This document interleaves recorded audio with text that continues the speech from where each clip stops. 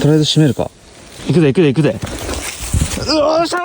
はい、18日目でございます。昨日ね、大量のクエを食ったおかげか、ちょっとね、元気になっております。今日はですね、ごちゃ混ぜ鍋を食べまして、そっからね、電波があるところまでひたすら歩いていって、あの蛇が何なのかを調べます。戻ってきたら、一夜干しを確認して、今日は一夜干しをね、一つ食べていこうと思います。はい、というわけで、ごちゃごちゃ鍋、2日目。お、すごいね。味噌汁みたいな色になってる。おそらくクエの油がすごすぎて、ペペロンチーノを作る時とかになる、オリーブオイルと水が混ざる現象、乳化と一緒のような現象が起きてるんでしょうね。それほどに油がすごかったね。今までも何回かね、こうやって焼いた魚を煮詰めたことあるんですけど、こんな白くなったのは初めてですね。はい、それでは、食べていきましょう。お、さらにホロホロになってますね。では、いただきます。おー、なんか旨味が増してる気がするな。ただね、ちょっとね、俺はこの計画にショックを受けてる。昔ね、別のサバイバルでやったことあるんですけど、木炭とかガスじゃなくて、この辺に落ちてる木とかでやると、若干燻製みたいな味になるんですね。で、それで焼いた魚をここに入れると、そのほぼ燻製味みたいになるんですね。で、クエの旨味をもってすれば、それを超えられるんじゃないかと思ってたんですが、やっぱ燻製の味強えな。うまいんだけど、違うな、俺が想像したのと。燻製スープを作りたかったわけではない。俺は魚介豚骨が作りたかったんや。ということで、このスープ計画は一旦ここで終わりや。新しいスープ計画を始めよう。蛇の名前を解明してからね。はい、戻ってきました。せっかく電波届くところまで行ったんで結構調べたんですけど、わからん。マジでわからん。ヒバカリっていうのにね、似てるんだけど、あんな腹側がさ、変な模様してるヘビはいませんでした。でもヒバカリなんかな。マジでわからん。なんか生き物系でさ、うわ、このヘビは何々だとか言ってる人たくさんいるけどさ、あの人たちってすげえんだな。マジでわからん。というわけで謎のヘビをね、さばいていきましょう。ちなみになんですけど、ジムグリは普段土の中にいるんですよ。さらに言えば落ち葉の下に隠れてることも多いそうで、本当に出会える可能性低いんですって。めちゃめちゃラッキーだよね。はい、そしたら、おそらくヒバカリと思われるこいつをさばいていきます。多分ね、毒ないと思うんですけど、毒があったら怖いんで、頭だけは食べません。マシェットで切っていきます。ということで頭がなくなりました。あとは簡単ですね。ヘビはさばくのが簡単だからいいですね。よっしゃー。そう、このさ、赤と黒のさ、レンガ調のこの模様のさ、ヘビいなかったんだよ。見た感じ。マジでなんてヘビなの、こいつ。皮柔らか。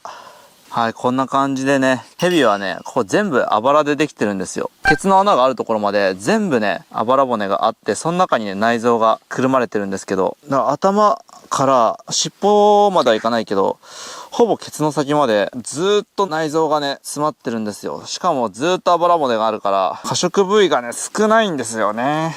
海ヘビで慣れてるから、こんなに皮が柔らかいのは驚きや。ちょっとあまりにも剥げないんで、皮使いますわ。最初から歯使っとけばよかった。これがね、ヘビの皮です。今裏返しになってますけど。ヘビはですね、口に結構でかいもの、生きたまま頬張って、どうやって息してるんだろうってね、皆さん思ったことありませんか？何か食べながらでも息を吸える、このね、気管みたいな部位があるんですよ。口よりでかい食べ物を無理やり口に突っ込むのが日常茶飯事のヘビです。で、なんで窒息にならないかっていうと、簡単に言うと、口先までストローみたいな部品があって、それで息継ぎできるんですよね。それがこの赤いやつ。本番はモザイクかかってるかもしれない。口の中がね、パンパンでも息が吸えるんですね。で、息が吸えるまでのものがここまでありますと。で、この空気を吸うところの終わりの部位ぐらいに心臓があります。心臓超小さいですね。で、こっから始まるのは肝臓ですかね、これ。おそらくレバーですね。で、この辺から腸が始まりますね。腸にはたくさんね、脂肪がついてます。すごい量の内臓脂肪ですね。これから冬を越えるにあたって内臓脂肪を蓄えてたんでしょうね。で、ここら辺がおそらく膀胱ですね。ヘビにはね、チンコが2本あるんで、チンコがあったら見せたいんですけど、これ2本ね、これ白い細長いのがあるんで、これが生殖器関連の何かだと思います。俺はヘビ詳しくないんでね、オスかメスかわかんないんですけど。そういえば忘れてたわ。これヘビのさ、この表面ね、汚れがついたらね、全然取れないんだったわ。この綺麗なまな板でちょっとずつ切っていきます。ヘビ結構好きなんで、ビジュが。食べるの楽しみ。イノシシもね、ビジュ好きですからね、僕。結構可愛いつぶらな瞳してますからね。よいしょ。切り終わりました。ではね、鍋に入れていきましょう。あの炭臭い味なんて絶対に味わいたくないんで鍋でやります。はい、じゃあ美味しくなってくれ。お、いい感じじゃないか。なんか焦げつきそうだから魚たちの内臓脂肪を残しとけばよかったな。さて塩を振りかけていきましょう。いやー、でも初めての食べ物というのは楽しみでございますな。想像もつかないですからね。うわー、くっついてる。やばい、普通にうまそうすぎる。骨柔らかいといいな。今回ね、予習としてゴールデンカムイ読んできたんですよ。サバイバルに役立つかなと思って。チタタプすればさ、骨ごといけたじゃん。で、マシェットってやつさ、もうチタタプに最適だったじゃん。うわー、チタタプにしてヘビハンバーグつければよかったな。まあいいか。このヘビの酢の味を今回ね、楽しみたいから、2回目取れたらヘビハンバーグにしよう。多分余計な味なんていらないから。はい、できました。なんかようわからんヘビの塩焼きでーす。いやー、ちょっとね、嬉しい。どれにしようかな。こいつがうまそうだ。俺の手が汚いことには絶対触れるなよ。さて、いただきます。